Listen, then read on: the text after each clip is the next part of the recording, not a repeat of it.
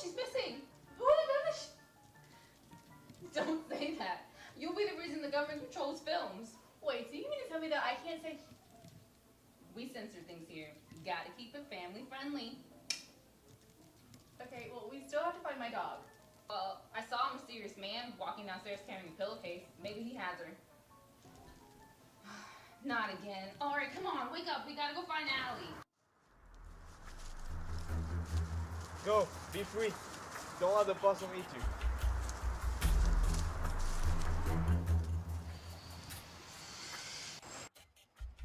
What did you do to my dog? I have no idea what you're talking about. Well, then what was in the bag?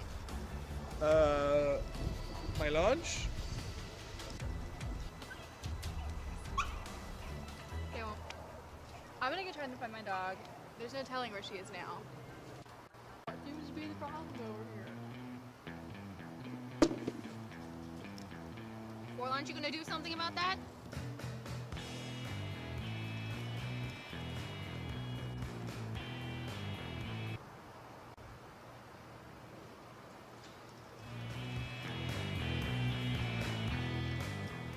Have you found her yet? No.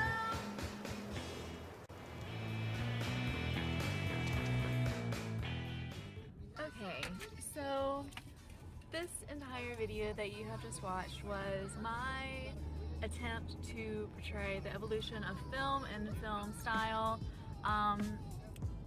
Let me know if I did that correctly. This is for my college class, so I'm sure my professor is gonna let me know if I did it correctly. I tried. My dog is okay. She's completely fine. She's slightly traumatized from being put into a pillowcase, so there's that. But other than that, she's doing great. We started off doing film like back in the, I think it was like early 1900s.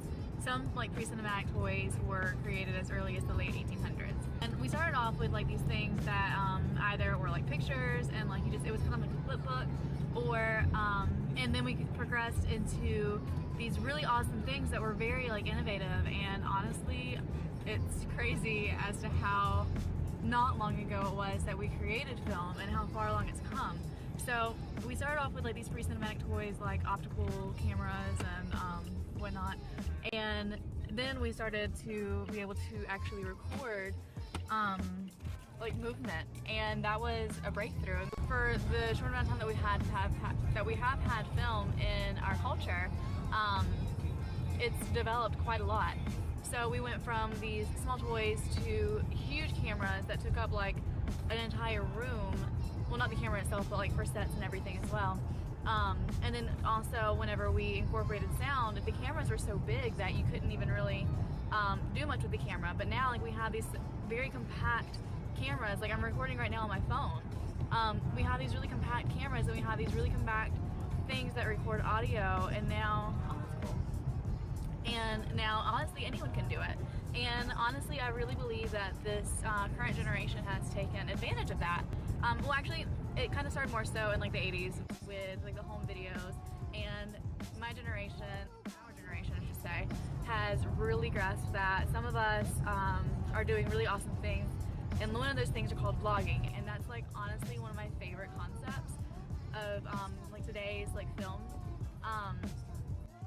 One of my favorite vloggers, Julien Solomita, he just recently went to, I think it's Cinefest in, no, it wasn't Cinefest, it was a vlogger fair or something like that in Canada. And so he had this short vlog, it's like a minute and a half long, and it's called What is a Vlog? And like, I like his take on it. It was creative and very funny, but it was also inspiring in a way.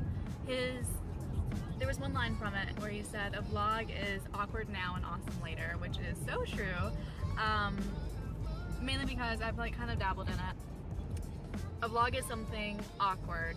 So like you're having to walk around and you're constantly asking yourself, should this be in the vlog? Should that be in the vlog? How should I shoot this? That way it's interesting to other people. And one of those things that we use is time lapse.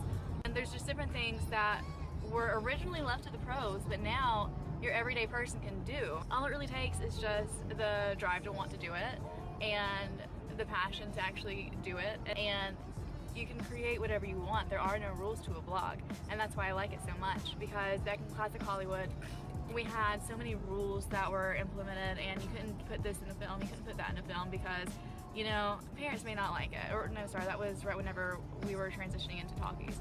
And then in classic Hollywood, the film style was very similar. Like, it was almost like very slightly different variations of the very same movie, which is actually the definition of classic Hollywood. So that was basically my take on everything. So I hope you liked it. If you did, please give it a thumbs up. Subscribe to my channel if you aren't already. And thank you so much for watching. Sorry that this is late, and sorry that I am a horrible dancer and I have no technique in my dancing. So we're just not going to talk about that. I'm not trained. I just like it, and I really respect, like, honestly, any dancer that's like out there, because I'm so jealous. I wish I could.